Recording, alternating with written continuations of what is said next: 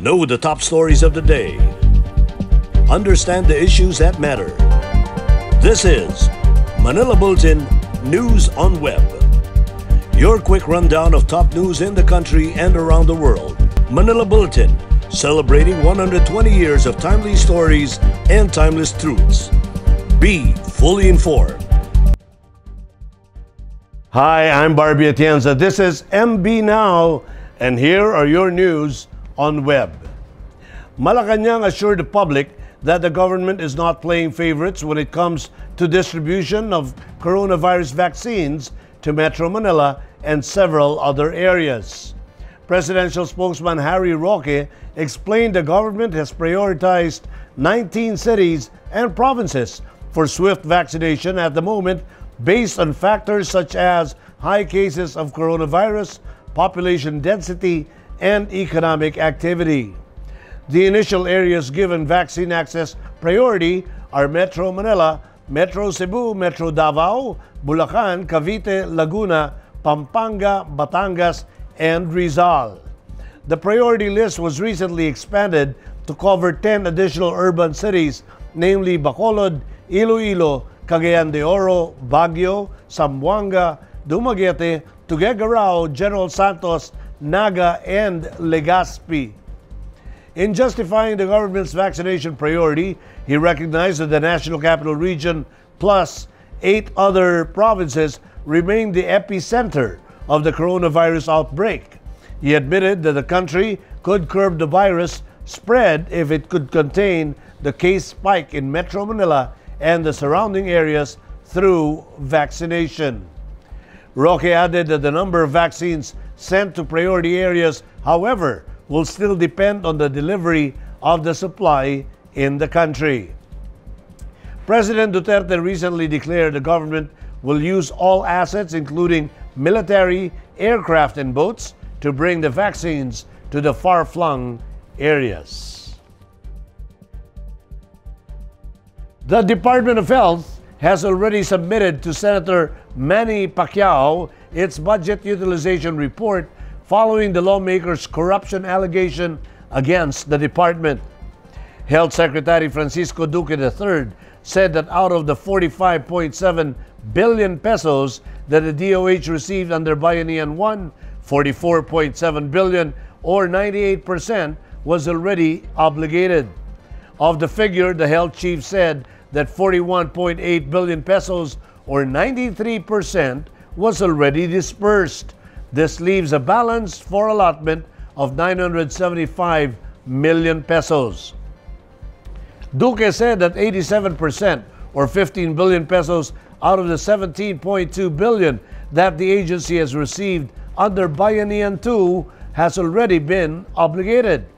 He said 10.67 billion pesos or 71% of which was already disbursed, leaving a balance for allotment of 2.2 billion pesos.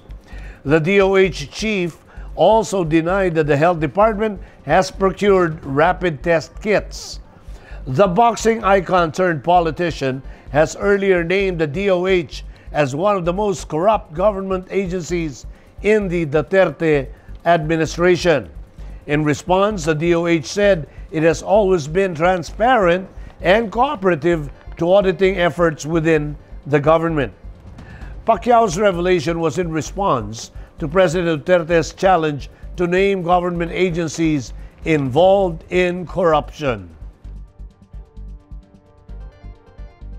Healthcare workers administering coronavirus disease vaccines have been reoriented on the vaccination protocols amid circulating videos of improper vaccination, according to the Department of Health.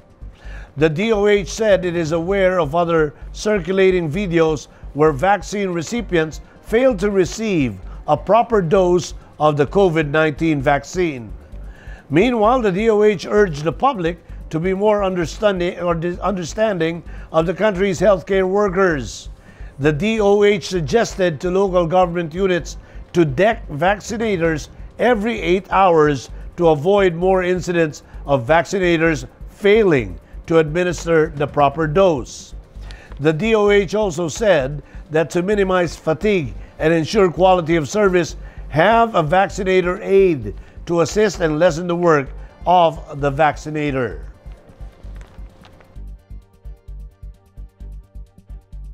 CoronaVac, also known as Sinovac vaccine for COVID-19, developed and produced in China, was found to be safe and effective in children and adolescents, according to the latest report of the Lancet Journal.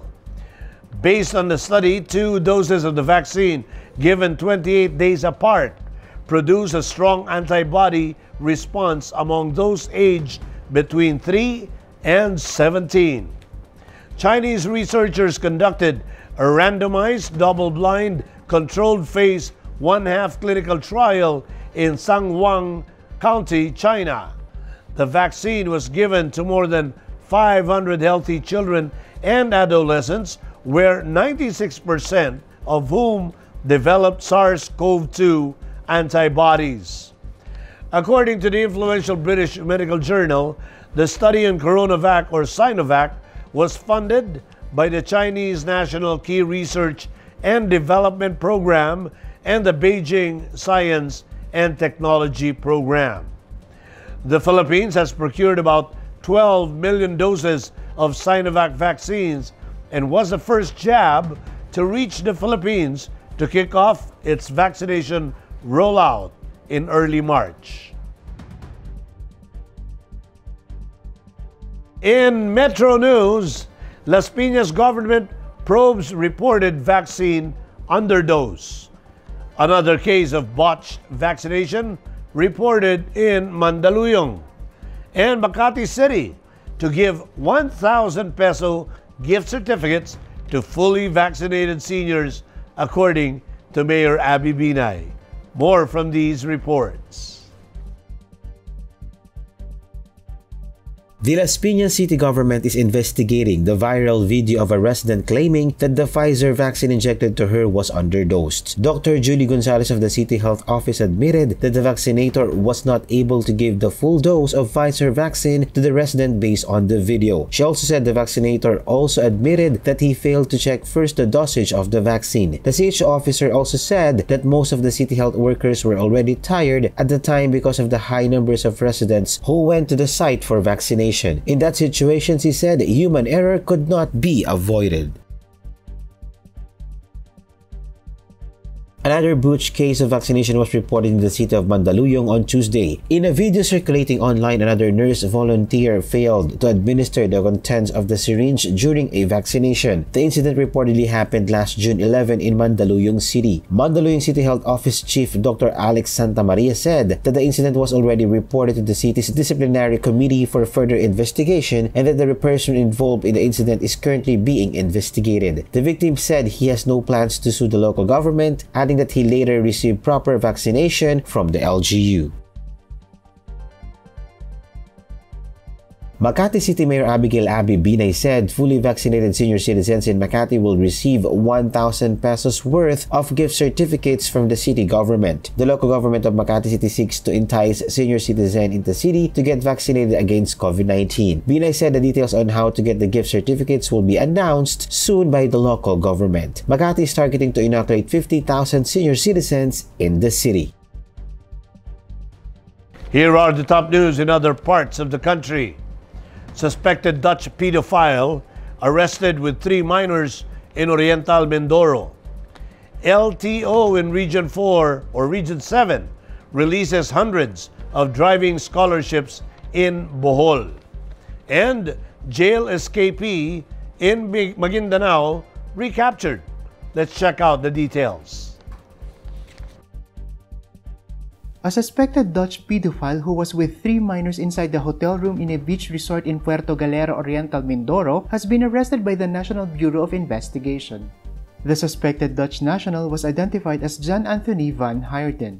During the operation last June 21, the NBI rescued 3 girls ages 10, 13, and 14 who have been with the Dutch national since June 19. Van Heerden was presented for inquest before the Oriental Mindoro Provincial Prosecutor's Office for violation of Republic Act No. 7610 or the Special Protection of Children Against Abuse, Exploitation, and Discrimination. Also charged were the children's biological parents who are in Malaysia.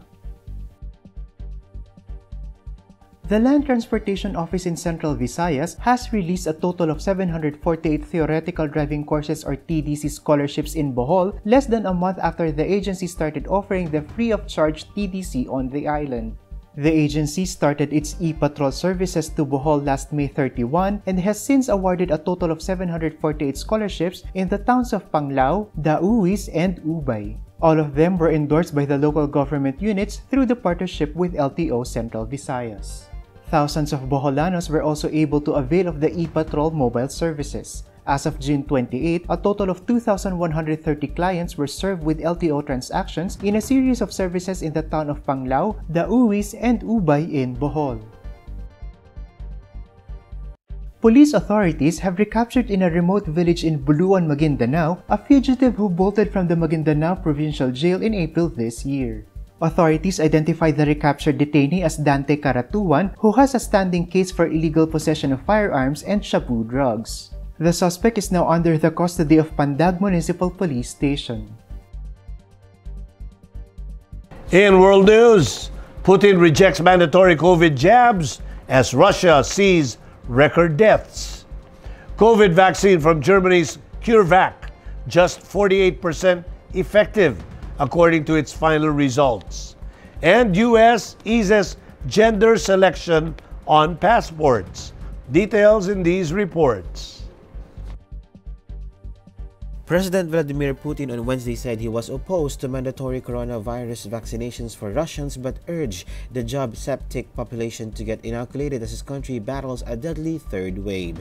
Although free jobs have been available since early December, only around 15% of Russia's population had received at least one dose as of Wednesday, according to the Gov website. The slow uptake prompted Moscow Mayor Sergei Sobyanin earlier last month to order mandatory jobs for service sector employees, which more than a dozen regions in Russia since follow suit.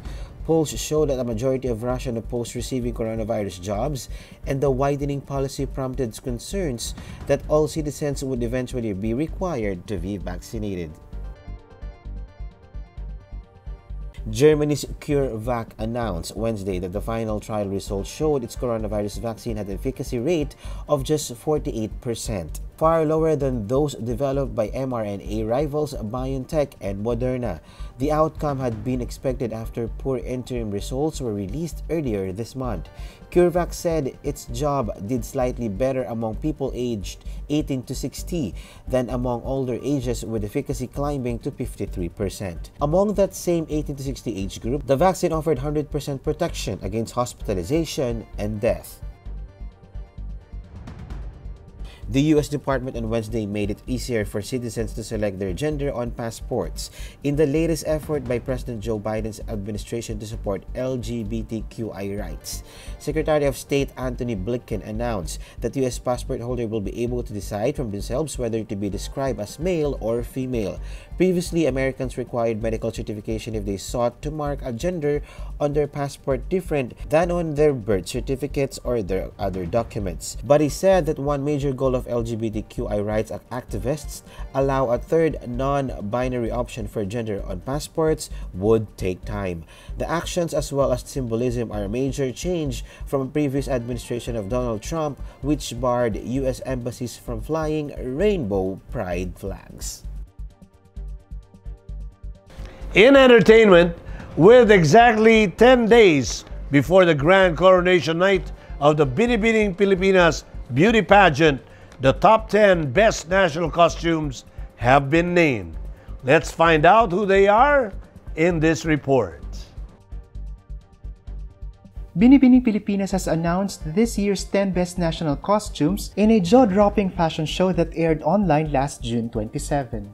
2 weeks before the coronation night, Binibining Pilipinas aired on its YouTube channel a virtual presentation that showcased the 34 Binibinis in their colorful and creative locally designed outfits.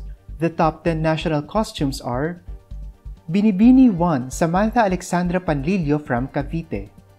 Binibini 11, Bianca Luis Marcelo from Bocaue, Bulacan.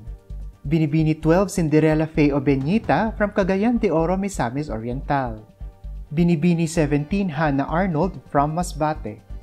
Binibining 18, Maria Ruth Erica Kin from Nueva Ecija. Binibining 21, Cara Carino from La Union.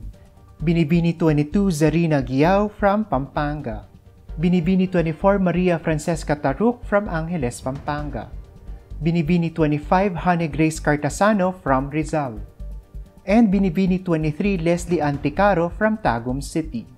Another round of public voting via the Binibining Pilipinas website will be open to decide who among the top 10 qualifiers will bag the best in national costume on the pageant's grand coronation night. Fans can also vote for their favorite Binibini to win the Manila Bulletin Reader's Choice Award 2021. To vote, follow and like the Manila Bulletin Facebook page, then go to the Binibining Pilipinas 2021 album and react on your candidate of choice. Voting is up to July 10, 2021 at 11:59 p.m. only. The winner of the Manila Bulletin Reader's Choice Award 2021 will also be announced on the pageant's grand coronation night. In sports, Gilas Pilipinas showed Serbia what Pinoy basketball is really all about as they pushed the host team to their limit before succumbing to a 83-76 loss. Details in this story.